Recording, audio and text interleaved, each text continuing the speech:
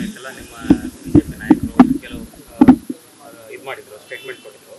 ಈಗ ಚುನಾವಣೆಯನ್ನು ಎದುರಿಸುವ ನಿಟ್ಟಿನಲ್ಲಿ 26 ಮಧ್ಯಂತರ ಚುನಾವಣೆ ಆಗುತ್ತಾ ಬಿಡೋದು ಗೊತ್ತಿಲ್ಲ, ಬಟ್ ರಾಜ್ಯಾಧ್ಯಕ್ಷರ ಹುದ್ದೆ ಗೊಂದಲಗಳಿರಬಹುದು ನಿಮ್ಮ ಪಕ್ಷದಲ್ಲಿ. ಮತ್ತೆ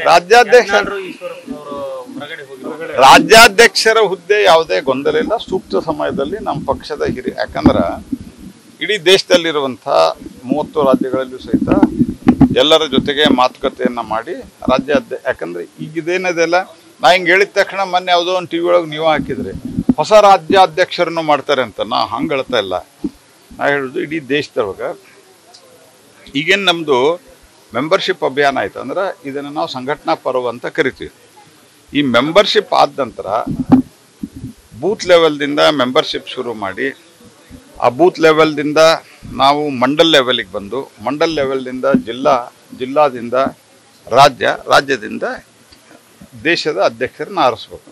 ಇದು ಸಿಸ್ಟಮ್. ಇದು ಅಲ್ಲೆಲ್ಲೇ ಈ ವೋಟರ್ಸು ಕ್ರಿಯೇಟ್ ಆಗ್ತಿರ್ತಾರೆ. ಹೆಂಗೆ ನೀವು ಬೂತದಲ್ಲಿ ಬಂದಂಥವ್ರು ಅವರು ಬೂತ್ ಅಧ್ಯಕ್ಷನ ಆರಿಸ್ತಾರೆ. ಅದರೊಳಗಿನ ಬೂತ್ ಅಧ್ಯಕ್ಷರು ಮತ್ತು ಆಕ್ಟಿವ್ ಸದಸ್ಯರು ಸೇರಿ ಮಂಡಲ ಅಧ್ಯಕ್ಷರನ್ನ ಆರಿಸ್ತಾರೆ. ಹಿಂಗೆ ಅದಕ್ಕೊಂದು ಇಲೆಕ್ಟ್ರಲ್ ಕಾಲೇಜು ಕ್ರಿಯೇಟ್ ಆಗ್ತಾ ಹೋಗ್ತದೆ. ಆ